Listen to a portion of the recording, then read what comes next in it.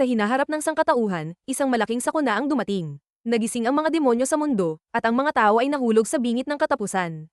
Sa lahat ng dako, lumitaw ang mga kakaibang nilalang na may mga anyong hindi pa kailanman nababanggit. Mayroong may mga pakpak at buntot na lumilipad sa langit na parang mga demonyo, ang iba'y may mga sungay, at ang katawan ay nababalot ng matitigas na balat na parang baluti. Mayroon ding mga halimaw na kasinlaki ng 10-10 gusali na magkakapatong. Sunod-sunod silang lumitaw, yamurak sa mundo ng mga tao, at naghasik ng lagim sa buong sangkatauhan. Kung dumating nga ang araw na iyon, sa halip na pumasok sa eskwela ng alas 6 ng umaga, o magmadaling pumasok sa trabaho ng alas 8, haharapin mo ang madidilim na araw. Pagmulat ng mata, pakikipaglaban agad ang haharapin. Sa panahong iyon, lumitaw ang pinakamalakas na mandirigman ng sangkatauhan. Pinamunuan niya ang mga tao at naglunsad ng isang digmaang walang katulad sa kasaysayan. Ito ay isang madugong digmaan sa pagitan ng mga mandirigma ng mundo mga tao, anuman ang edad, lahi, o kakayahan lahat ay nagkaisa, balikat sa balikat na lumaban sa libu-libong halimaw na walang tigil sa pagdami. Sila'y may mga pangit na anyo tulad ng demonyo, may pambihirang lakas, napakarami, at higit sa lahat, uhaw na uhaw sa dugo. Ang labanan ay tumagal ng maraming araw. Ngayon, isang mandirigma na lamang ang naghihingalo. Ang kanyang katawan ay puno ng dugo mula sa hindi mabilang na sugat. Sa kanyang dibdib, nakatusok pa rin ang 12-dosenang matutulis na lilang talam ng mga halimaw. Ang tanging nakikita niya ngayon ay ang mga bangkay ng kanyang mga kasama, ng mga mandirigmang kasama niyang sumuong sa kamatayan. Maging ang kanyang pinakamatalik na kaibigan ay namatay sa kanyang harapan. Sa wakas, nanghina ang kanyang kamay at nabitawan ng pulang, energy core. Agad itong naglaho sa hangin. Unti-unting lumabo ang kanyang paningin. Oras na ba para mamatay? Tumingala siya sa kalawakan. Tinaguri ang pinakamalakas na mandirigma, ngunit sa huli, mapupunta rin pala sa altar. Ang mamatay ng ganito ay hindi karapat-dapat sa titulong ipinagbubunyi sa kanya. Hindi siya makapapayag. Gamit ang natitirang lakas, kumapit siya sa batong nasa tabi niya at sinubukang umupo. Bumubulong siya ng mga salitang hindi maintindihan. Malinaw na, napatay ko na lahat ng level 7 na demonyo. Bakit may level 8 na demonyo pa sa Ancient Desolate Steel? Hindi kaya. Hindi pa talaga nauunawaan ng sangkatauhan ang tunay na lakas ng mga demonyong ito. Sumuka siya ng dugo. Sa kanyang harapan, lumitaw ang isang higanteng demonyo, lumilipad gamit ang madidilim nitong pakpak. Tinitigin siya ng demonyo ng may kakaibang tingin. Dahil ba mamamatay na siya kaya parang walang bahid ng pagpatay ang tingin nito. Bigla, pumagaspas ang pakpak ng demonyo at lumipad patungo sa kanya. Gumawa ng malakas na puwersa ng hangin ang mga pakpak nito. Iniunat nito ang mga kamay na puno ng kuko. Dahil ba, napakarami kong napatay na kampanya kaya gusto niyang mamatay ako nang hindi buo ang katawan. Iyon lang ang naisip ng mandirigma bago siya lumunin ng walang hanggang kadiliman. Patay na ba siya? Hindi. Hindi pala. Isang nakakasilaw na gintong liwanag ang sumabog. Ang eksena ng demonyong lumitaw kanina ay tuluyang naglaho. Sa halip, narinig niya ang yabag ng daan-daang tao, malakas at may disiplina, sa tabi mismo ng kanyang tainga. Napamulat siya ng mata. Sa kanyang gintong mga mata, naroon pa rin ang pagkabigla, maging ang kaunting pagkalito dahil hindi niya maintindihan ang nangyayari. Anong nangyayari dito? Kanina lang ay naghihingalo siya sa larangan ng digmaan, ngayon ay naging isang payat na binatilyo, mga 15 o 16 na taong gulang lamang. Nakasuot siya ng uniforme pang ensayo na parang pangmilitar. Payat ang mga braso at binti, malayo sa maskulado at matipunong katawan ng isang commander ng digmaan. Nagugulat siyang tumingin sa paligid. Nasaan ako? Hindi ba't patay na ako? Sa paligid niya ay may daan-daang tao, nakatayo ng tuwid, mga kamay sa likod, nakapila ng napakaseryoso. May mga lalaki at babae, lahat sila ay nag-aalab sa diwa, mga katawang puno ng kalamnan ng mga taong matagal nang nagsasanay. Pinigilan niyang mapasigaw. Anong klaseng huling hininga ito? Ngunit ang pakiramdam niya, ang kanyang pandama, ay napakatotoo. Para siyang tunay na nabuhay muli. Itinaas niya ang kamay, hinaplos ang baba, hinayla ang buhok. Sino to? Nawala na ang kanyang gwapo, matipuno, at puno ng karanasang mukha na kinahuhumalingan ng mga babae. Pati ang mga naglalakihang kalamnan niya ay nawala. Ang ating bida, si Ling Jiu, ay nagsimulang mataranta. Walang tigil niyang hinawakan ng ulo, sumisigaw sa loob-loob, sino ako? Nasaan ako? Anong nangyari sa akin? Sa sandaling iyon, sa itaas, isang lalaking may mas mataas na ranggo ang nakatayo sa gilid, sumisigaw ng matitigas na salita, gusto kong maintindihan ninyo kung ano ang kahulugan ng pagsali ninyo sa pagsusuring ito ng kakayahan bilang mandirigma. Ang mandirigma ay kumakatawan sa kapayapaan at pag-asa. Ang nasa katanghaliang gulang na lalaki na may marangal na mukha, dilaw na buhok at balbas, ay walang tigil sa pagsigaw sa grupo ng mga kabataan. Siya si Ji Yaotang, ang kapitan ng Team 3 ng Hilyak City. Unti-unting nabubunyag ang tagpuan ng kwento. Ito ang ika-4 na milenyo pagkatapos ni Kristo, taong 3,669. 6 na malalaking konstelasyon ang bumagsak mula sa langit patungo sa Ancient Desolate Steel, nagdala ng katapusan ng mundo sa Earth. Mula sa mga konstelasyong iyon, lumitaw ang lahi ng mga demonyo. Mayroong parang dragon, may parang si Venom sa mga superhero movie, mayroon ding parang mga nilalang sa mitolohiya. Walang tigil silang sumairon ng mga gusali at tahanan, pumatay ng libu-libong tao. Matapos ang mga malulupit na masaker na iyon, halos maubos na ang sangkatauhan. Ngunit kahit saan pa man, nakahanap ng solusyon ang siyensya para harapin ang mahirap na sitwasyon. Yumaza ang mga tao sa mismong mga demonyo para makaimbento ng panlaban sa kanila. Ito ang mga implant weapon, sandatang CY-GIP. Natuklasan ng mga siyentipiko na maaaring ay implant ng mga tao ang demon core, loikai, o puso ng demonyo sa kanilang sariling katawan. Mula roon, nakakalikha ng mga mandirigmang maaaring makapantay sa lakas ng mga demonyo sa maikling panahon. 60 taon na ang nakalilipas, ang dakila at pinakamalakas na mandirigma ng sangkatauhan na si Dito. Ang orihinal na kwento ay binanggit si Ang, ngunit sa manhwa, ang legendaryong mandirigma ay hindi pinangalanan ng ganito sa puntong ito, at ang bida ay si Ling Jiu. Ang pagkakapareho ng pangalan ay isang plot point sa orihinal na Vietnamese, ngunit iba ang pangalan ng bida sa manhwa. Ang itinuturing na hari ng mga mandirigma ay pinangunahan ang mga kasamahan laban sa pinakamalalakas na demonyo na nakilala ang mga level 7 na demonyo, ang antas ng Demon King, na siyang pinakamataas na antas na kilala noon. Libu-libong demonyo ang sumali sa digmaan, hindi mabilang ang dami. Walang tigil silang dumating, parang mga tsunami na walang katapusan. Ito rin ang labanang nakita natin sa simula ng kwento. Ang digmaang iyon ay tumagal ng maraming linggo. Ang lupa ay nabahira ng itim na dugo ng demonyo at ng laman at buto ng mga mandirigma. Walang tigil silang lumaban at naitaboy ang mga demonyo, kapalit ang 60 taon ng kapayapaan hanggang sa kasalukuyang panahong binabanggit ni Kapitan Ji Yaotang. Ang mga salaysay ni Kapitan Ji Yaotang ay nagdulot ng matinding pagkabigla kay Ling Jiu. Nanliit ang kanyang mga mata. Ako ang commander ng labanang iyon. Ako ang commander na kinukwento niya ng may paghanga. Ngunit paanong ang nangyari lang pagkatapos kong pumikit ay naging kwento na ng nakaraang 60 taon. Ibig sabihin ba nito? Nag-time travel si Ling Jiu. Karaniwan, ang mga bida ay nagta-time travel sa sinaunang panahon, nagiging prinsipe o mayamang ginoo.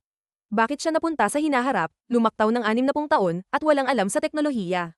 Samantala, si Kapitan Ji Yaotang ay nagpapatuloy pa rin sa kanyang paggunita, nagluluksa para sa pinakamalakas na mandirigmang bumagsak, upang bigyang inspirasyon ang mga bagong recruit.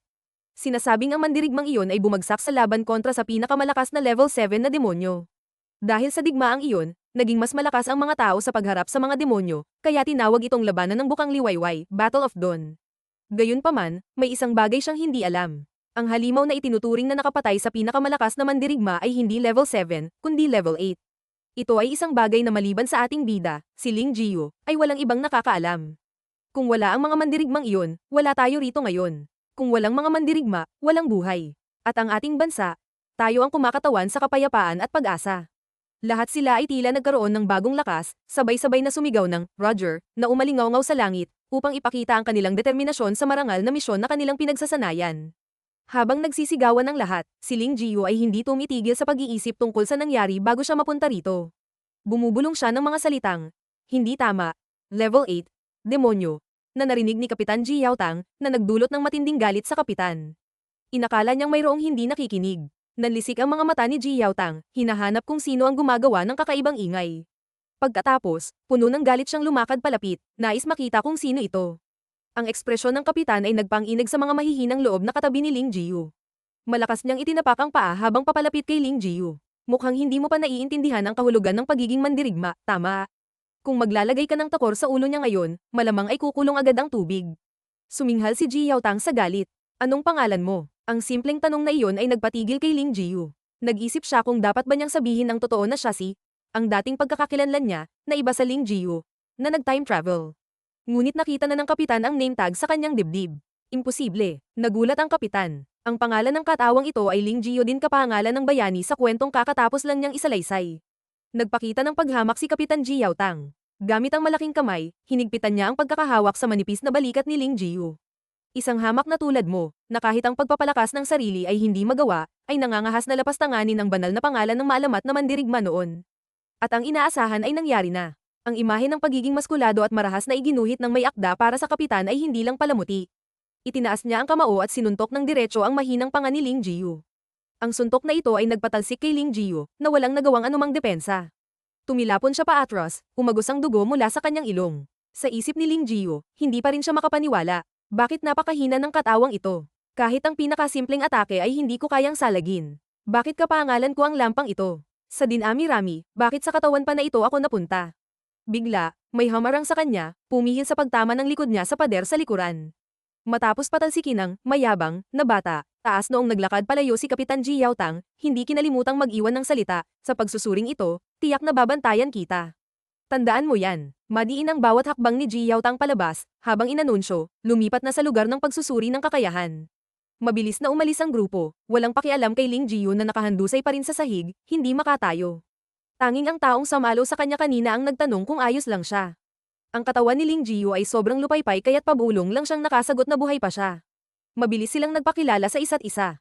Ang binatang may brown na buhok ay nagngangalang si Noo, gwapo at pala kaibigan. Nang malaman niyang kapangalan ni Ling Jiyu ang maalamat na mandirigma, hindi siya nagulat o nagpakita ng kakaibang reaksyon. Ngunit hindi lahat ay kasing bait ni si Noo. Isang babae mula sa grupo ng mga nagsasanay na mandirigma ang lumapit at walang pakundangang ininsulto siya. Hindi marunong tumingin sa sarili. Sinabi niya kay Ling Jiyu na tingnan ang sarili kung anong klaseng tao siya para dalhin ang pangalan ng bayaning ang maalamat na bayani. Ang babaeng ito na medyo masakit magsalita ay si Liu Liu, isa sa mga pinakamagaling na mandirigmang kasali sa pagsusuri. Hindi may kakaila ang kanyang ganda, tamang-tama ang hubog ng katawan, ngunit medyo mayabang ang bibig. Nakita ni Liu Liu si Ling Jiyu na nakahiga pa rin, mukhang mahina at walang magawa, kaya hindi na niya ito pinansin. Tinaas lang niya ang buhok, tumalikod, at umalis, hindi kinalimutang sabihin, nag-iilusyon, na nagpainis kay Ling Jiyu. Ano naman ang pakialam niya sa pangalan ko? Nang makitang tulala pa rin ang bagong kaibigan, nagbigay ng ilang impormasyon si Sinoo tungkol sa supladang babae. Siya raw ang pinakamalakas sa mga nagsasanay na mandirigma ngayong taon. Si Liu Liu, nakilala bilang BT Cholasa, Laughing Azura, isang magandang dilag, may magandang katawan, at mula sa napakatanyag na pamilya. Nagmula siya sa pinakamagaling na pamilya ng martial arts sa Hilyak City. Hindi pinansin ni Ling Jiyu ang mga papuri, bagkus ay kumunat ang noo at nag-isip. Ang pangalang si Liu, parang pamilyar. Nakita ni Sinoo na medyo malayo na ang iba kaya hinailan niya si Ling Jiyu patayo para humabol, nang biglang may kumislap na flash ng camera mula sa kung saan na ikinagulat nila. Lumalabas na sa grupo ng mga mandirigma sa pagkakataong ito ay may kasama silang isang babaeng may pink na buhok na mahilig sa boy love, Fujoshi. Ang babaeng may pink na buhok ay ngumiti ng nahihiya. Huwag niyo akong pansinin. Sige lang, ipagpatuloy niyo lang ang pagpapakita ng pagmamahal. Nang makita ang kanyang malaanghel na mukha at malusog na dibdib, ang ating malakas na si Ling Jiyu ay hindi napigil ang duguin muli ang ilong. Lumapit si Sinoo at nagtanong kung ano ang kinukunan niya. Masayang tumingala ang babae at nagpakilala, siya si Qiu Zaihui. Tapat niyang sinabi na kumukuha siya ng litrato dahil nabighani siya sa nakakasilaw na liwanag ng pag-ibig mula sa dalawang lalaki at gusto niyang kunan ito bilang alaala. Tiningnan ni Qiu Zaihui ang litratong kakakuha lang niya, humanga, material para sa Fujoshi #1. Halos tumulo ang laway sa sobrang tuwa. Lagpasan natin ang nakakaaliw na eksena ng fanservice. Dumating na ang grupo ng mga mandirigma sa lugar ng pagsusuri ng pisikal na lakas. Ito ay isang malawak na track and field, mahigit 8,000 metro kwadrado, pasado sa Olympic standard na madalas nating makita. Kabaligtaran ng pagiging seryoso ng iba, si Ling Jiyu ay masayang nagunat ng mga braso, sinasabi sa sarili, sa pangangatawan, lamang ako sa mga hipong ito. Kailangan kong ipakita para mabawasan ang pagmamaliit nila sa akin. Hindi nagtagal, nagsimula na ang unang pagsubok sa pisikal na lakas. Nang tumunog ang putok ng baril na hudyat, si Ling Jiyu ay sumibat na parang bala. Ang ekspresyon sa mukha niya ay parang nagsasabing, lagot kayo sakin. Ang kanyang mga gintong mata ay parang nagliliwanag, buong katawan ay humahawi sa hangin, sumugod palayo sa lahat ng nasa likuran. Sobrang kumpiyansa niya, imposibleng matalo ako ng mga batang ito, ako na napakaraming karanasan sa labanan. Ngunit, lahat ng iyon ay nangyari lamang sa isip ni Ling Jiyu. Ang resulta ng pagsubok sa bilis ng pagtakbo ay nakatulong nga sa kanya na magtala ng bagong record ang pinakakulelat na record sa kasaysayan. Si Ling Jiyu ang huling tumapak sa finish line. Halos gumapang na siya para makarating doon, sa gitna ng tawanan at pangungutya ng lahat sa paligid. Ngunit, tumawa man sila, magsalita man sila, siya'y hirap ng huminga. Walang ibang maisip si Ling Jiyu kundi ang husgahan ng kasalukuyang katawan niya, napakasama talaga. At sa mga sumunod na pagsubok, walang duda, ang kanyang, napakagandang, katawan, sa kabaligtaran, ay tumulong sa kanya na manguna sa listahan ng resulta mula sa pinakababa pataas sa tatlong magkakasunod na kategorya ng pagsubok. Maging sa long jump, 1 metro lang ang naitalon niya, kalahati lang ng distansyang naabot ng isang babae tulad ni si Liu Liu. Sa harapan, nakita ni si Liu Liu kung gaano kalayo ang naitalon niya at hindi napigil ang map-ailing. Hay, tanga talaga. Siyempre, sa kanyang pinakahuling performance sa lahat ng pisikal na pagsubok, si Ling Jiyu ang nasa pinakababa. Ang resultang ito ay nagdulot ng matinding pagkadismaya sa kanya na dating pinakamalakas na mandirigma. Totoo ngang 10 taon sa silangan, 10 taon sa kanluran. Sino ang mag-aakala na ang taong dati hinahangaan at sinusunod ng lahat ng mandirigma ay haharap sa ganitong kahihiyan? Itinuro ng tagasuri ng pisikal na lakas si Ling Jiyu na bagsak, at tinanong si Ji Yaotang kung gusto pa ba niyang ipagpatuloy ang pagsusulit ng talunang ito. Sa ganitong kapangit na resulta, pwede na siyang tanggalin agad. Gayunpaman, salungat sa inaasahan ng kanyang tauhan, umiling si Ji Yaotang. Pinayagan pa rin niya si Ling Jiyu na sumali sa ikalawang round ang pagsusuring magiging mapagpas siya sa resulta ng isang mandirigma, ang Implant Compatibility Synchronization, Fangbotrang BCY GIP. Nang marinig ang anunsyo tungkol sa susunod na pagsubok, saglit na nagulat si Ling Jiyu, pagkatapos ay ngumiti. Akala ko kung anong mahirap. Pagsusuri pala ng compatibility rate sa implant. Siguradong magkakaroon siya ng pagkakataon. 60 taon na ang nakalipas, ang kanyang implant compatibility rate ay umabot na sa 76%, 76%. Ito rin ang pinakamataas na compatibility rate na naitala sa kasaysayan. At ang dahilan kung bakit ganoon na lamang ang kumpiyansa ng ating bida, si Ling Jiyu, sa pagsubok na ito, ay dahil ang compatibility rate sa implant ay nakasalalay sa lakas ng loob, willpower, ng isang tao, hindi sa pisikal na lakas ng katawan. Hindi na siya malilimitahan ng mahinang katawang ito. Isang aura ng kumpiyansa ang bumalat sa kanya. Nais niyang ipakita ang kanyang kahusayan sa compatibility rate, ang rate ng pinakamalakas na mandirigma, upang patunayang siya pa rin si Ling Jiyu, kundi ang dating siya, ang pinakamagaling pa rin sa lahat ng mandirigma ng sangkatauhan. Ang grupo ng mga nagsasanay na mandirigma para sa ikalawang yugto ng pagsusuri ay maayos na lumipat patungo sa testing area. Bawat isa ay nakasuot ng itim na hapit na kasuotan, kung saan may nakakabit na espesyal na aparato sa gitna ng dibdib, na nagpapahintulot na ikabit doon ang Demon Core. Habang pinupuri pa ni Ling Jiyu sa isip ang kagamitan, napakaganda ng device na ito, mas magaan kaysa sa suot ko 60 taon na ang nakalipas. Biglang may umalingaw-ngaw na anunsyo mula sa platform tungkol sa isang implant compatibility rate na umabot sa 39%, 39%, na ikinagulat at ikinabulabog ng lahat. Napakataas ng numerong ito kumpara sa 10%, 10%, na pamantayan lamang para makapasa ang isang baguhan. At ang taong nakakuha ng 39% compatibility rate ay walang iba kundi si Liu Liu. Natural lang naman, dahil siya ang tagapagmana ng tanyag na pamilyang martial arts na si. Hindi nagpakita ng interes si Ling Jiyu. Maganda na ang 39%, ngunit hindi sapat para mapahanga siya. Ang epekto ng kumikinang na asul na liwanag mula sa Demon Core sa dibdib ni si Liu Liu ay nagpamukha sa kanya na parang anghel na bumababa mula sa langit habang tinatapos niya ang kanyang pagsusuri. Umalis si Liu Liu, ang Laughing Azura, sa testing area.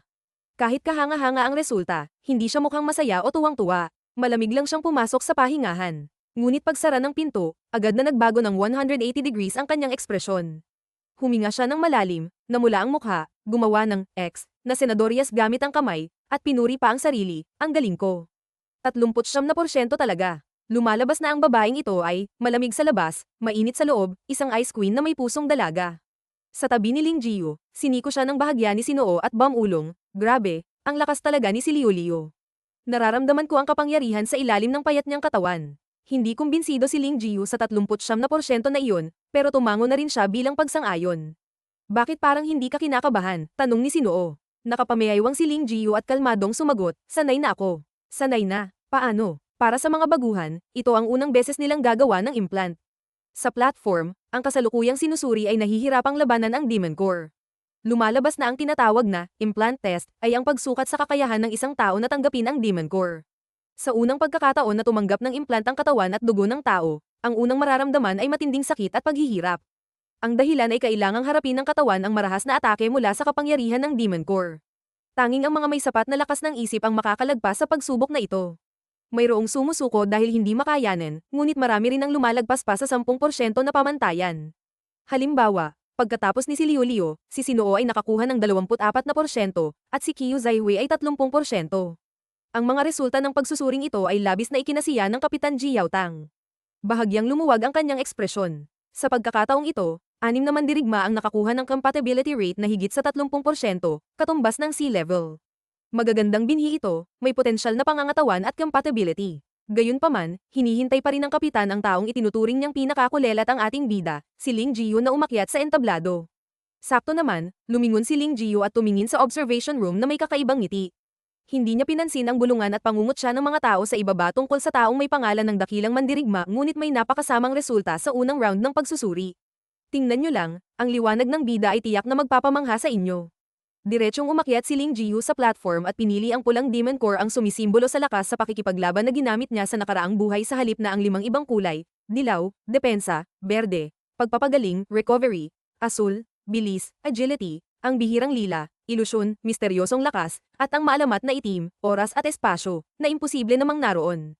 Matapos makapwesto at makabitan ng mga cable, kinuha ni Ling Jiu ang pulang core na may malamig na ekspresyon. Habang inilalagay ang pulang core sa kanyang dibdib, naisip niya, ang taas o baba ng compatibility rate ay pangunahing nakasalalay sa kung gaano kalakas ang diwa at isipan ng isang tao.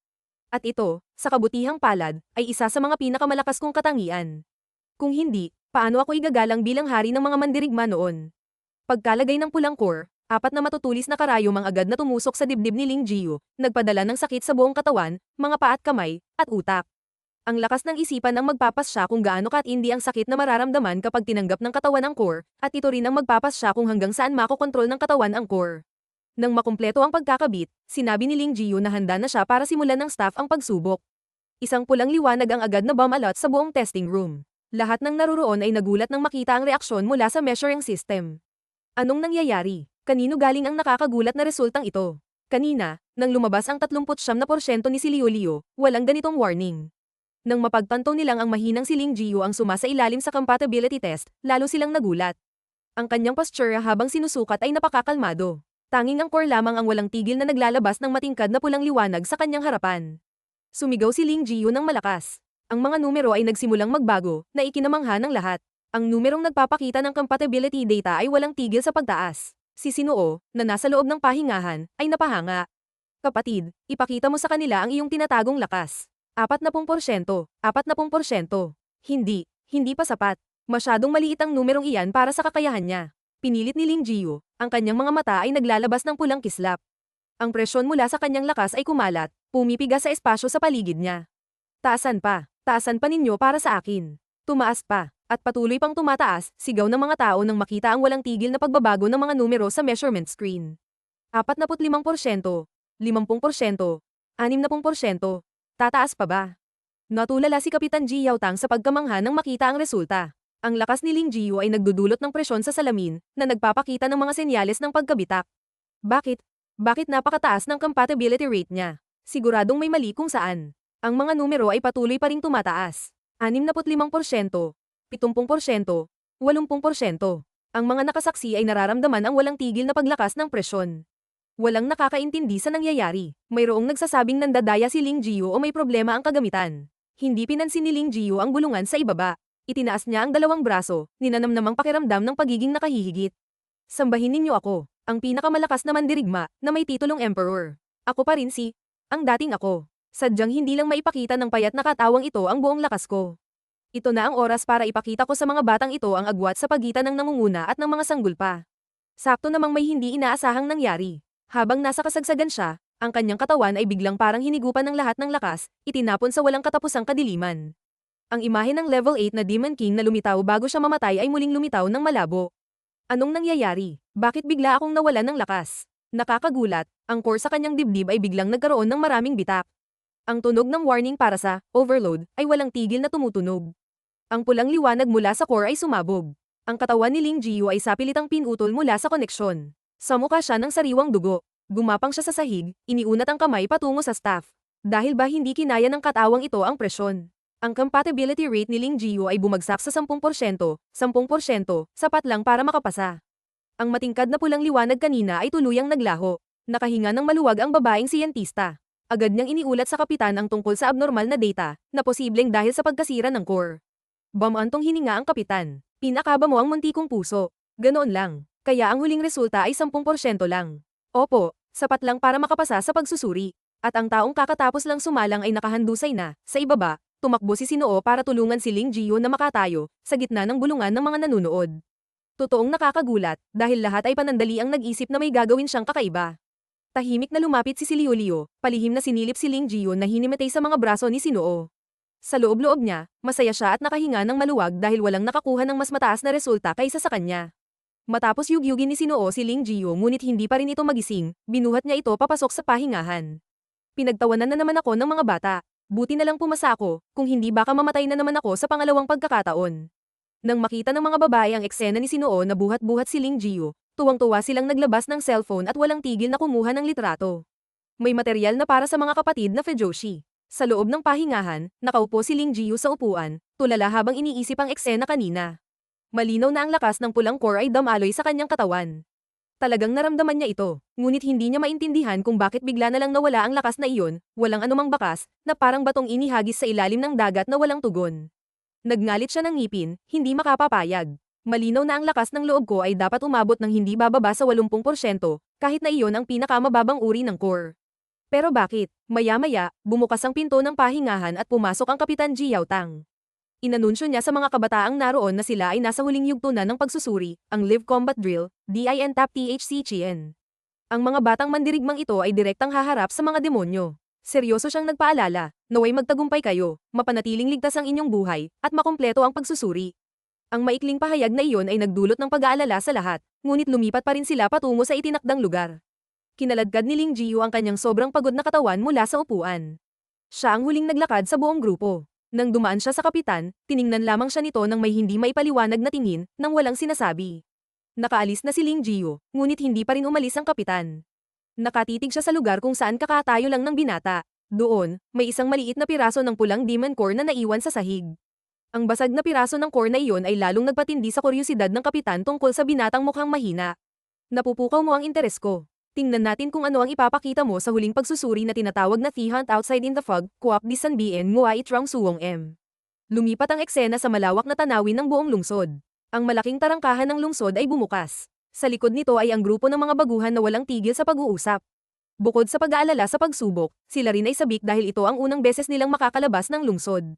Hindi naiiba si Ling Jiyu. Ngunit hindi tulad ng iba na nagkakagulo sa excitement, isa lang ang tanong niya, 60 taon na ang lumipas mula nang matapos ang digmaan ko, kailangan pa ring mamuhay ng mga tao ng hiwalay sa labas na ganito. Nakakulong na naman ang sangkatauhan sa loob ng 4 na pader, pinapalibutan ng mga demonyo. Mabigat na bumukas ang tarangkahan, inilalantad ang lupain sa labas na nababalot ng makapal na ulap, Suwong M. Sinuri ni Ling Jiyu ang kagamitan sa kanyang katawan na may pagdududa. Pinalitan na ng bagong core ang nasira, ngunit hindi pa rin siya naniniwalang ang core ang problema. Ang pakiramdam kanina ay parang mayroong sa loob niya na tumatanggi dito.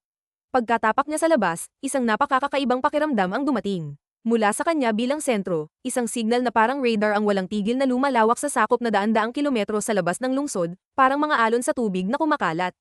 Umabot ito hanggang sa isang malalim na kuweba na nababalot ng mga tuyong sanga sa labas. Sa pinakailalim ng kuwebang iyon, may anyo ng isang demonyo na nakaupo sa isang trono na gawa sa hindi mabilang na mga tuyong puting buto ng iba't ibang hindi mapang-alanang nilalang. Umungol ang demonyo nang matuklasan ang signal ng isang mas mataas na antas na demonyo. Paanong nangyari ito? Bakit may lumitaw na signal ng isang demonyong mas malakas pa sa akin? Ano iyon? Nakakita ba ako ng demonyo kanina? Nanliit ang mukha ni Ling Jiyu dahil sa nakakatakot na imaheng nakita niya. Hindi niya alam kung bakit niya nakita ang eksenang iyon, at nakaramdam pa siya ng hindi maipaliwanag na simpatiya.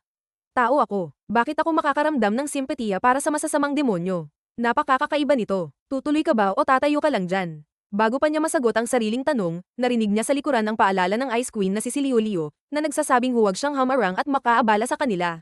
Lumalabas na lahat ng mandirigmang kasali sa combat drill ay nakalabas na ng lungsod. Tanging silang 4 na lang sina Ling Jiyu, si Liu, Qiu Zaihui, at ang gwapong si Sinoo ang naiwan at hindi pa nakakalabas. Dahil dito, automatiko silang naging isang grupo. Sumigaw ang combat instructor mula sa labas, lumabas na kayo. Lumabas si Qiu Zaihui at masayang nagtanong, Hoy, tumayo ka ba dyan dahil may plano ka ng diskarte para sa pagbuo ng grupo? Ang kanyang bagong kakampi, ang heartthrob na si Liu, ay prangkang pinaalalahanan si Ling Jiyu na huwag makaabala sa iba, saka diretsong lumabas. Malamig man sa labas, sa loob-loob niya ay nakahinga siya ng maluwag. Buti na lang tumayo doon ang payatat na ito kaya naitalaga kami sa isang grupo. Kanina pa ako kinakabahan na baka walang gustong makasama ako. Hinikayat siya ni Sinoo na sumabay na sila, na nagtulak kay Qiu Zaihui na ilabas ang telepono at kumuha ng litrato. Lumipat sila patungo sa Scattered Rock Area B, Khotan Thatch B, isang lugar na may itim na monolitong bato na may kakayahang magpaalis ng ulap. Bawat grupong sasali sa Hunt in the Fog, sa labas ng pader ay binigyan ng mga kagamitan, combat knife, isang device na nagpapaalis ng ulap, katulad ng material ng monolith sa Scattered Rock Area B, at isang misyon. Simple lang ang misyon ng bawat grupo, pumasok sa ulap, hanapin ang itinakdang illumination point, beacon, ikabit ang fog clearing device sa marka upang magkaroon ng malinaw na pananaw, at pagkatapos ay manghuli ng mga level 0 demon. Ang performance ng bawat miyembro ay huhusgahan batay sa individual at panggrupong kakayahan. Sa loob ng ulap ay may hindi mabilang na panganib mula sa mga demonyo, ito ang takot at bangungot para sa mga baguhan, at ang pinakamalaking hamon para sa mga nais maging mandirigma. Hindi lang nila kailangan ng lakas at kwalipikasyon, kundi pati na rin ng matatag na pag-iisip upang harapin ang ulap at makipagtulungan sa mga kasama. Tanging kapag nagtagumpay sila sa kanilang unang Demon Hunt saka lamang nila opisyal na makakamit ang titulong mandirigma. Kapag naikabit na ang device at nawala ang ulap, ang mga baguhang unang makakakita ng demonyo ay natatakot hanggang sa hindi makagalaw. Sa sandaling ito, kailangan ng tapang at suporta mula sa mga kasama upang makaligtas at makabalik. Isa-isang lumabas at bumalik ang mga grupo. Mula sa itaas ng pader ng lungsod, lumitaw ang ilang anino. Sila ang pinakamalalakas na kapitan ng Hilliac City. Naroon sila dahil interesado sila sa potensyal ng bagong batch na ito. Una ay si Kapitan Dadayiaw ng Team 3, isang magandang babae na may pulang buhok, asul na mga mata, at kaakit-akit na katawan. Nakasuot siya ng hapit na itim na damit na sexy. Ang pinakagusto niya ay ang batang babae mula sa pamilyang Si. Sino naman ang gusto nyo? Tanong niya sa dalawang katabi. Si Kapitan Kiaor ng team isa-isang gwapong lalaki na may lilang mga mata at malamig na mukha. Humanga rin siya sa babaeng lumaki sa pamilya ng martial arts tulad ni si Liu Liu. Panghuli, si Kapitan Ji Yaotang ng Team 4. Nakahalukip-kip ang kanyang matitipunong braso habang nakatingin sa ibaba sa payat na binatilyo na nakikipag-usap sa mga kasama. Ang Ling Jiyu na ito ang pinaka nagpapagulo sa isip niya. Personal niyang sinuri ang core nito, wala itong problema. Ngunit ang warning kanina ay napakakakaiba. Ang dahilan nito ay tiyak na hindi simple. Dahil ba ito sa core, o dahil sa batang ito? Habang malalim ang iniisip, isang kamay ang humawak sa braso ni Ji Yaotang. Si Dadayiaw, na napakaganda at kaakit-akit sa ilalim ng papalubog na araw, ay tinawag siyang, Tang-tang alternasyon. Anong iniisip mo? Namula ng husto si Ji Yaotang nang marinig si Dadayiaw na tawagin siyang ganoon kalapit. Suminghal siya, ngunit hindi siya pinansin ni Dadayiaw at ni Kiaor, dahil alam nilang si Dadayiaw lang ang nakakapagpahiya sa kanya ng ganoon. Matapos ang kaunting biruan, seryosong sumulyap si Dadayiaw at nagtanong, totoo ba? Na sa loob ng testing area na ito ay puro level 0 na demonyo lang. Tumango si Ji Yaotang. Bilang paghahanda sa pagsusuri ngayon, siya at ang kanyang mga tauhan ay nag-ikot sa paligid ng lungsod buong araw upang matiyak ang kaligtasan ng mga nagsasanay na mandirigma. Ang testing area na ito ay pinahihintulutan lamang na magkaroon ng level 0 na demonyo. Wala dapat kahit isang level 1 na demonyo, dahil kung mayroon, kamatayan lang ang naghihintay sa mga bagong sibol na ito. Gayunpaman, kung sa kasamaang palad ay may maliga na level 1 na demonyo, ang mga kapitan mismo na nakatayo sa pader ang gagawa ng lahat para protektahan ang mga batang ito. Sa wakas, turn na ng grupo ni Ling Jiyu. Ito rin ang grupong pinakatinututukan dahil sa presensya ni si Liu Liu. Handa na ang 4 na miyembro ng grupo. Gayunpaman, bago pa makagawa ng kahit ano si Ling Jiyu, inagaw na ni si Liu Liu ang fog clearing device mula sa kamay niya upang pangunahan ang grupo. Lumingon siya at sumigaw, sumunod kayo sa akin. Aba, ang yabang naman ng batang to. Nainis ang, matandang, si Ling Jiyu. Agad siyang sumunod kasama ang iba. Si Liu Liu pa rin ang namunguna. Tumalon siya, umikot sa hangin ng buong liksi, at nakarating sa itinakdang marka kung saan ilalagay ang fog clearing device. Flop, pagkalapag ng device, agad na lumino ang paligid. Ang sunod-sunod na kilos ni si Liu Liu ay nagpamangha maging sa mga kapitan na nanunood. Malinaw na ang core ni si Liu Liu ay para sa recovery, green, berde, ngunit ang bilis niya ay hindi nalalayo sa isang blue core, agility. Ang kanyang reaksyon ay napakabilis, tumpak, at kahanga-hanga. Mag-isa niyang hinarap ang 3 kasuklam-suklam na pulang demonyo na papalapit ng mabilis, nang walang bahid ng takot. Mula sa likuran, si Ling Jiyu at ang binatang may brown na buhok, si Sinoo, ay handa na rin. Yumapak ng malakas si Sinoo sa lupa para kumuha ng puwersa, saka tumalon ng mataas, sumugod sa harap ni si Liu Liu. Itinoon ni Sinoo ang lakas sa kutsilyo sa kanyang braso, binabalot ito ng matingkad na gintong enerhiya. Pagkatapos, gumawa siya ng 2 malakas na dilaw na kalasag, na tumama at nagpatalsik sa 2 demonyong papalapit, kasabay ng paglikha ng espasyo para sa mga kasama niyang sumugod. Tumango si Ji Yaotang ng may kasiyahan. Hindi masama, lahat sila ay sanay gumamit ng lakas mula sa Demon Core. Pinaikot ni Ling Jiyu ang kutsilyo sa kamay. Sa isang maikling utos, patayin natin sila isa-isa, siya at ang 2 pang babae sa grupo ay handa ng pumatay ng kalaban. Ang babaeng may pink na buhok, Qiu Zaihui, ay masayang tumanggap ng utos. Ang babaeng may puting buhok, si Liu Liu, ay malamig na suminghal, ngunit lahat sila ay tumalon pasulong, bawat isa ay haharap sa isang pulang demonyo. Walang sino mang nagatubili. Matagal silang nagsanay para sa sandaling ito ng pagpapakitang gilas. Laban 1, Qiu Zaihui versus Demon 1. Ginamit niya ang kanyang blue core, agility, sunod-sunod na humiwa ng 12-dosenang beses sa katawan ng demonyo. Pagkatapos, tumalon siya at ginamit ang puwersa para sipain ng demonyo pababa. Sa kabilang banda, ginamit ni Sinoo ang kanyang yellow core, defense, strength, itinutok ang lakas sa kanyang kamao, at sinuntok ng diretso ang tiyan ng demonyo, na nagpatilapon dito ng ilang dosenang metro paatras, nag-iwan ng malalim na uka sa lupa. Ang kanilang mahusay na kombinasyon ay nagpamangha sa mga kapitan. Mukhang si Kapitan Kiaor ng Team 2, or 1, ang pinakahanga kay si Liu Liu, na may dalang green core, recovery, na nagbigay sa kanya ng napakakinis at maliksing kilos. Note, the text keeps mentioning her core as green, recovery but actions as blue, agility. This translation maintains that noted discrepancy. Laban 2, si Liu Liu versus Demon 2. Sa kanyang mga mata, nakikita ang malaking anyo ng demonyo. Pagkatapos, yumuko siya para kumuha ng puwersa, saka tumalon, at itinarakan ng diretso ang kanyang talam sa malaking likod nito. Ang kanyang kamay at talam ay nabalot ng berdeng liwanag. Mula sa talam ay umuusok na liwanag. Umalsa ang likod ng demonyo at sumabog. Tumalon si Liu Liu palayo bago bumagsak ang halimaw, perpektong lumapag bago pa man sumabog ng malakas ang berdeng liwanag. Laban 3, sa wakas, turn na ni Ling Jiu. Hawak ang kutsilyo, sumugod siya diretso sa demonyo, kumislap ang mga mata. Binati niya ang demonyo ng 3 hiwa na ginawa na niya ng daan-daang beses, una sa leeg, pangalawa sa dibdib, tinapos ng hiwa sa tiyan. Bumagsak ang demonyo, gamulong-gulong ito ng ilang beses, at gayon din si Ling Jiu. Itinusok ni Ling Jiu ang talam sa lupa para kumuha ng puwersa at tumalon paatros. Pulang lakas ang bomb-alot sa kanyang katawan. Alam niyang limitado ang lakas ng pagtalon ng payat na katawang ito. Ginamit niya ang pagkakataong ito ng laban para subukan kung hanggang saan ang kanyang kakayahan. Yumapak siya ng malakas sa lupa, saka sumugod na parang palaso patungo sa tabi ng demonyo. Umungol ang demonyo, iwinasiwas ang mabagsik nitong kamao patungo sa kanya.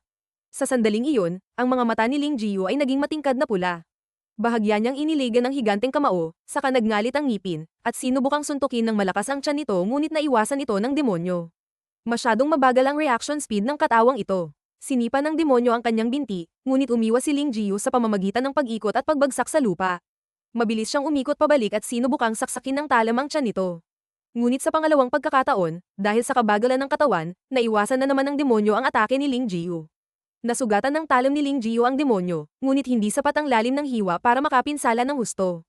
Ito ay lalo lamang nagpagalit sa demonyo. Umikot ito, desididong gamitin ang isang malakas na atake para durugin si Ling Jiu.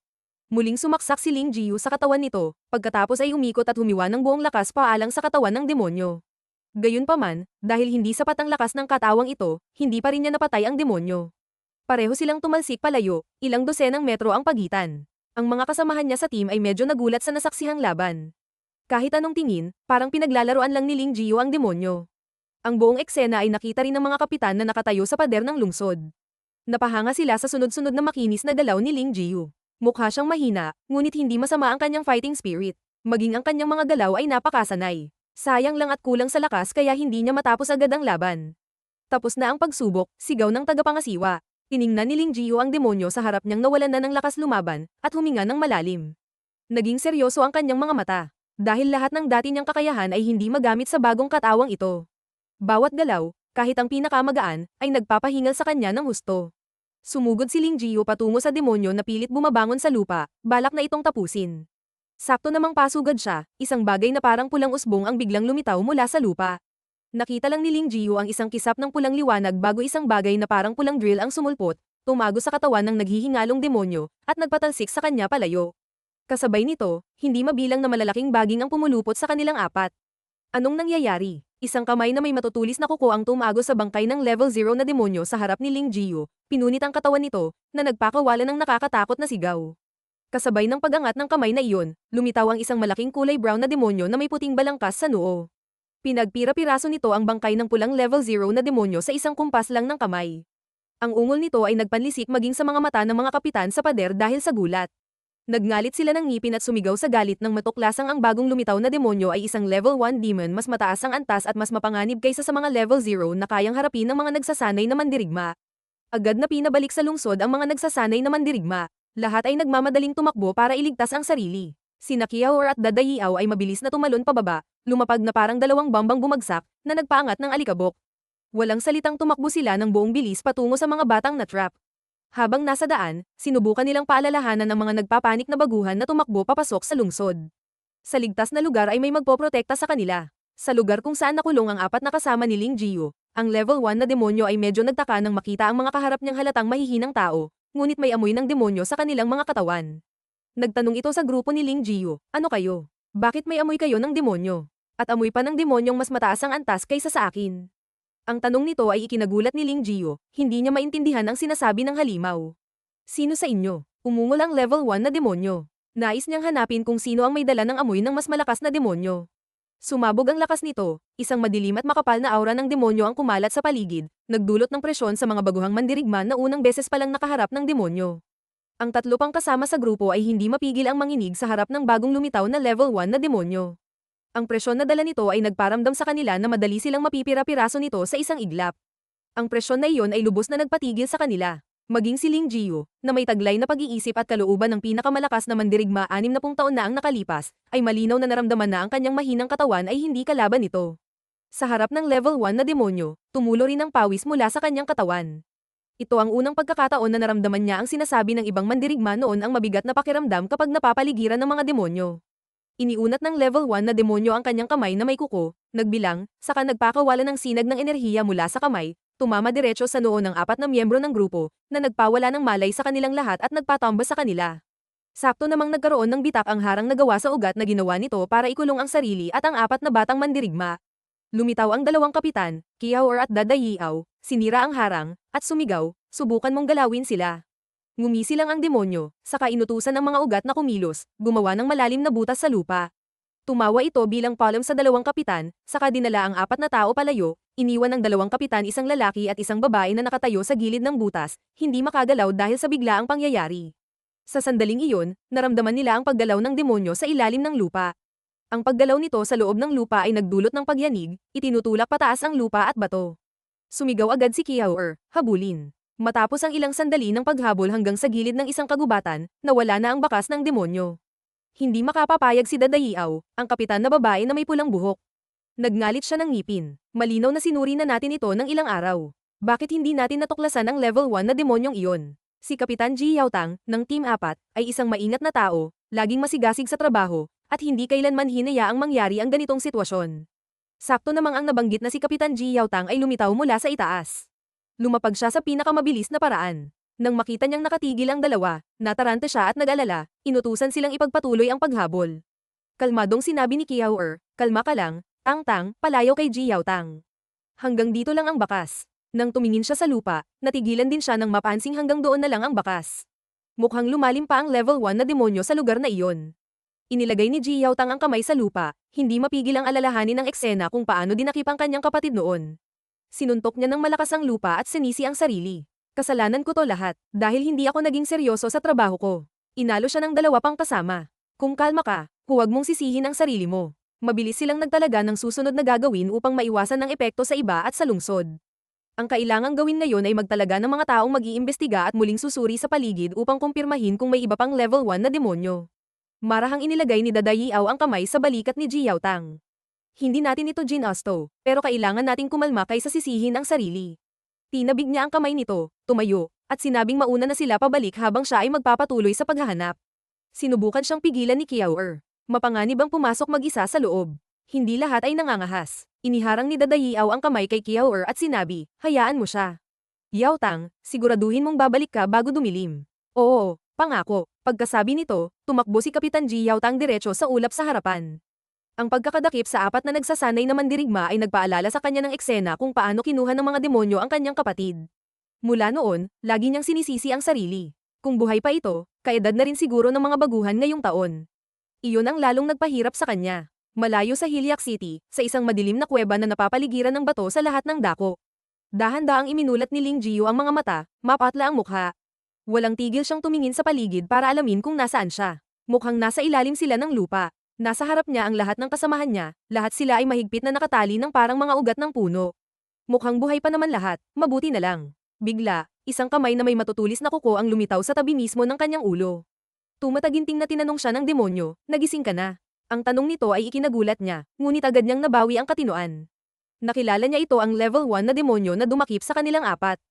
Kung titingnan ng malapitan, mas matangkad ito ng ilang ulo kaysa sa kasalukuyang katawan niya, maskulado, at may matutulis na buto sa likod.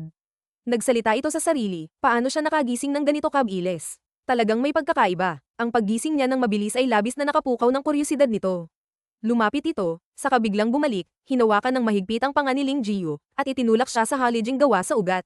Dumaplis ang kuko nito sa mukha ni Ling Jiu, nagpadugo dito. Sumigaw ito, bakit may amoy ng demonyo namin sa katawan mo? Bakit ang amoy ng taong iyan, ang amoy mo, ay mas malakas pa kaysa sa amin? Hindi maintindihan ni Ling Jiu ang tanong ng demonyo.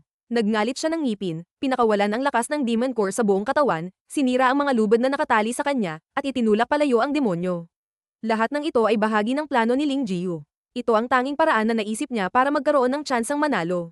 Dahil para sa pulang demonyong tulad nito, na may wood element pala, ang kahinaan nito ay nasa mga kasukasuan. Tiniis ni Ling Jiu ang sakit, hinawakan ng mahigpit ang kamay ng demonyo, saka ginamit ang lakas para humiwa gamit ang kutsilyo, pinutol ang kanang braso ng level 1 na demonyo mula sa kasukasuan ng balikat nito. Pagkatapos, hinailan niya ng malakas ang braso paatras. Dahil sa sakit, napasigaw ang demonyo. Ngumiti si Ling Jiu ng may kumpiyansa. Huwag mo akong maliitin. Nakapatay na ako ng hindi mabilang na level 1 na demonyong tulad mo. Ngunit tumawa ang demonyo. Itinaas nito ang tuhod at sinipa ng malakas ang tiyan ni Ling Jiu, na nagpasuka sa kanya ng dugo at nagpatalsik sa kanya palayo. Hindi biro ang sipa na iyon. Nang mawala ang alikabok, isang malaking bitak ang naiwan sa pader na bato. Dahan-daang dumulas pababa si Ling Jiu, duguan ang balikat at tiyan. Isang mahabang itim na marka ng dugo ang naiwan sa sahig na bato. Tumawa ang demonyo. Alam ni Ling Jiu ang kahinaan nito, ngunit ito ay isang wood element type na may red core. Ang wood element ay kayang tumulong para tumubo muli ang braso nito. Ngayon, ang braso nito ay tumubo ng buo na parang walang nangyari. Kahit natatakpan ng dugo ang isang mata ni Ling Jiu, nakita pa rin niya ang eksenang iyon. Nagulat siya nang mapagtanto ang isang bagay, ngayon, pati mga demonyo ay nag-i-evolve na rin. Ikan-away-kaway ng demonyo ang kamay sa bagong tumubong braso. Sa isang kumpas lang, nagpalabas ito ng maraming ugat na tumago sa katawan ni Ling Jiu, kinaladkad siya palapit dito. Hinawakan ng kamay ng demonyo ang ulo ni Ling Jiu. Nang makita ang matatag na tingin sa mga mata nito, nagpa siya itong hindi na maglaro pa o mag-imbestiga. Hanggang dito na lang, sabi nito, saka binitawan si Ling Jiu. Ang mga ugat na tumago sa kanyang mga laman loob ay nagdulot ng matinding sakit kay Ling Jiu, hindi siya makahinga. Hindi kaya. Kakatapos ko lang mag-time travel tapos mamamatay na naman ako ng ganito. Ang mga kasama ko, ang mga batang mandirigma, mamamatay din ba sila tulad ng mga nakasama ko noon? Bago siya pumikit, ang mga imahe ng pagkamatay ng kanyang mga kasama ay lumitaw sa isip niya. Hinablat ng demonyo ang buhok niya, akala ay patay na siya. Balak nitong kainin si Ling Jiu para makapag-evolve. Evolve. Ibinuka nito ang matatalim na bibig, balak kagatin ng buo ang ulo ni Ling Jiu. Sakto namang isang kakaibang lakas ang biglang sumabog mula sa katawan ni Ling Jiu. Sa likuran niya, isang pares ng mata ang dahan-daang bumukas nang marinig na balak kainin ng level 1 na demonyo si Ling Jiu. Ang lakas na iyon ay nagpatakot sa demonyo, na napaatras agad. Isang hindi pamilyar na boses ang nanggaling mula sa kung saan sa loob niya, Ling Jiu. Hindi ka pwedeng mamatay ngayon. Kung hindi, masisira ang plano. Ang core sa dibdib ni Ling Jiu ay biglang nabasag. Isang buntong hininga ang narinig. Hindi ko akalaing ang huling lakas kong ito ay magagamit ko pa rito. Ang level 1 na demonyo, red core, wood element, ay natakot nang maramdaman ang napakalakas na presyon na nagmumula sa katawan ni Ling Jiu. Pulang usok na puno ng lakas ang bumugso mula sa halos patay ng katawan ni Ling Jiu. Nanginginig na nagsalita ang demonyo, anong lakas ito? Level 5 demon. Hindi. Level 6. Ang katawan ni Ling Jiu na puno ng sugat ay biglang gumaling. Ang pulang core sa kanyang dibdib ay biglang nagliwanag na parang bituin, bumalat sa buong katawan niya. Ang kanyang maikling itim na buhok ay biglang humaba, lumugi sa hangin, at naging puti. Ang kanyang katawan na nakasuot ng itim na uniforme ay nabalot ngayon ng pula. Ang kanyang mga kuko ay humaba at naging itim. Dalawang matutulis na pakpak ang tumubo mula sa kanyang likod. Isang malakas na pagsabog ng enerhiya ang sumire sa lupa, tumagos pataas sa langit, lumikha ng hindi mapipigilang presyon, at pinatay ang ilang level 0 na demonyo na gumagala sa malapit. Ang nakakatakot na lakas ay sumire sa kuweba, lumikha ng isang higanteng butas. Ang level 8 Red Core Demon King, ang dating anyo ng pinakamalakas na demonyo na pumatay kay Ling Jiu sa nakaraan, ay malinaw ng lumitaw. Mahabang puting buhok ang tumatakip sa mayabang na mukha ng malakas na nilalang, na walang pakialam na tumingin sa lahat sa ibaba. Sa kabilang banda, si Kapitan Ji Yaotang ay galit na galit pa ring naghahanap. Pinapatay niya ang lahat ng demonyong makita sa daan. Kung sino man ang makasalubong, sinusuntok niya parehong para maglabas ng galit at para gumawa ng tuwid na daan. Matapos suriin ang buong lugar, 2 level 0 na demonyo lang ang nakita. Mukhang wala rito ang mga bata. Nang akma siyang magpapatuloy sa paghahanap, bigla niyang naramdaman ang isang napakalakas na enerhiya na biglang sumabog sa kanyang likuran, na ikinatakot niya. Ang nakakatakot na presyon na dala ng lakas na iyon ay nagpasingkit sa kanyang mga mata habang tinitingnan ito. Sa malalim na butas na nilikha ng sarili nitong presyon, dahan-daang lumapag ang Demon King. Pinilit nitong sumagot ang level 1 na demonyo tungkol sa kung ano ang nangyari pagkatapos niyang mamatay. Mula nang mawala ako, ang 5 hari bang natitira ay nandyan pa rin. Nakasubsob na sumagot ang level 1 na demonyo, opo, sila pa rin pong 5. Ang 5 hari ay hindi nagbago. Ngumiti ang Demon King. Mukhang masyado na silang namuhay ng payapa. Tumawa ito ng malakas, isang nakakabinging at malupit na tawa. Sumabog ang lakas sa paligid. Nakalimutan na ba nila kung ano ang ginawa ko 60 taon na ang nakalilipas? Dito, ikinwento ng Demon King ang pangyayaring hindi alam ni Ling Jiu matapos mamatay sa nakaraang buhay. Lumalabas na ang katawan ng pinakamalakas na mandirigma ng sangkatauhan, si Ling Jiu. Actually, ang previous identity niya ay pinili ng Demon King upang likhain ang pinakamalakas na katawan, isang absolutong lakas na walang makakapantay, kahit pa ang reincarnation. Ngunit pagkatapos ng time travel, naging napakahina ng katawan ni Ling Jiu. Nakakadismaya, sayang at ang huling diwa ng Demon King ay nasasayang sa ganitong nakakainis na sitwasyon. Ngayon, kailangan niyang maghintay hanggang sa tuluyang magising si Ling Jiu bago siya muling lumitaw. Iniangat ng Demon King ang kanyang kuko sa baba niyang medyo mukha pang tao. Kailangan pang hintayin na ang pinakamalakas na mandirigmang si Ling Jiu na ito ay unti-unting maalala ang mga alaala ng hari. Nang marinig iyon, nagmadaling nagsalita ang level 1 na demonyo. Tulad ng sinabi niyo, kamahalan, ang pag-alala ay pag-evolve. At sa pag-evolve, kailangan ng tumalikod ang Demon King, ipinaliwanag sa demonyo ang mga pagbabago, ang mga bagay na nagpapahintulot sa lahi ng mga demonyo, ang Dark Clan, na mag-evolve. Ito ang espesyal na kakayahan ng lahing ito, na nagpapaangat sa kanila sa ibang mga lahi.